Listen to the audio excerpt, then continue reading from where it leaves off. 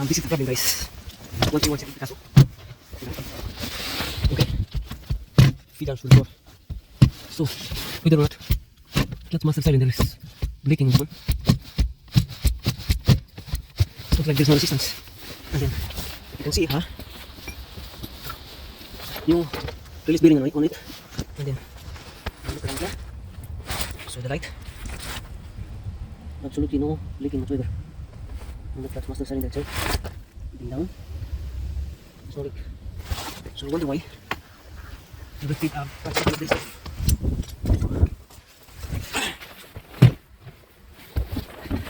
Like there's totally no resistance. Like I've done the bleeding already. Okay. Maybe it just did more bleeding. Let's see. So guys, so we have here now. Like we're trying to bleed as much as we can, no? And then because I'm suspecting that's why the clutch pedal is not there's no resistance on clutch pedal, because I'm suspecting the new release bearing has a leak in it. Like, this is the old release bearing, and obviously the new one is inside now. I put it on. So this is disaster really, because if the brake pedal, the clutch pedal has no resistance, then the one thing wrong is the hydraulic release bearing is leaking. And bear in mind that this is new release bearing inside, and there are some kind of defective products that they are still selling with. So this is like a kind of bad idea really when you are selling defective parts, because this is so as you can see there's no like bubbles, but still there's no resistance. Okay, there is now, and then we're gonna try to start the engine. You will see how it feels like. You have to start the engine now. You will see that we arrived. So that's no clutch kit in there. No clutch on it.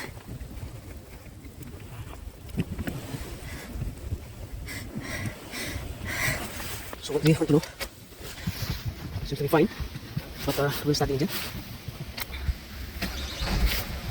See?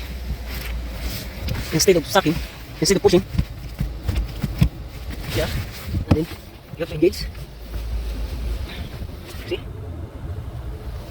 So there's a lot of leaking. See that?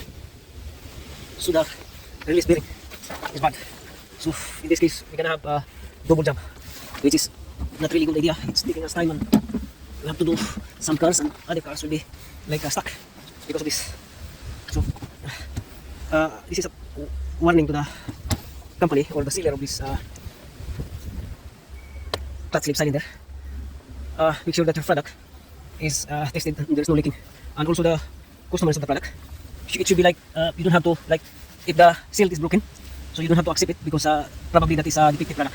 Like this one now, we are experiencing the bad cylinder. Clutch slip cylinder is bad, so not really good, because it's a lot of job, no? So the clutch cylinder is bad, clutch hydraulic release bearing is bad. And then our last option then now is we're gonna put back the old one, which is this one. We're gonna put back the old one, which is this one. It is old but still good. We have no choice. We're gonna have to do this. So this is like a double job. Instead of putting one single as a lot, like yeah. So really bad, no? It's the amount of hard work in here is cannot be like count on. Come on. This is a joke really. Whenever is the dealer is about the sealing about the clutch hydraulic release bearing is really bad. So what I'm gonna do now is we're gonna unstrip from the clutch in order to change the clutch, the hydraulic release bearing, which is the leaking one. FYI, the clutch, the hydraulic release bearing inside there is new, and then it comes out that this defective product.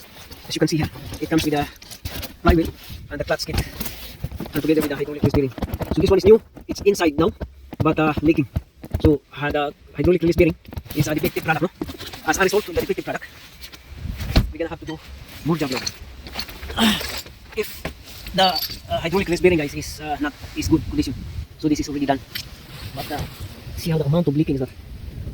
So in this case, this is bad scenario. Nilagay mo bagong hydraulic release bearing, but it turns out na defective product ito, nagli-leaking. So worst scenario, tatanggalin na naman. Tatanggalin natin. Ibaba naman yung gearbox para tanggalin yung kanyang hydraulic rail bearing. And then ibalik yung luma. Ibabalik natin yung luma. This is old but it's still good. There's no signs of leaking. The old one has the new one has a leaking, which is bad. So we're gonna be putting back this thing. It's a really big job. So the new, yeah. So don't buy, guys, if the box, the seal is broken of the box. Don't take it because it's probably that's bad. So don't take it, guys. Huwag kayong bibili pagka seal is broken.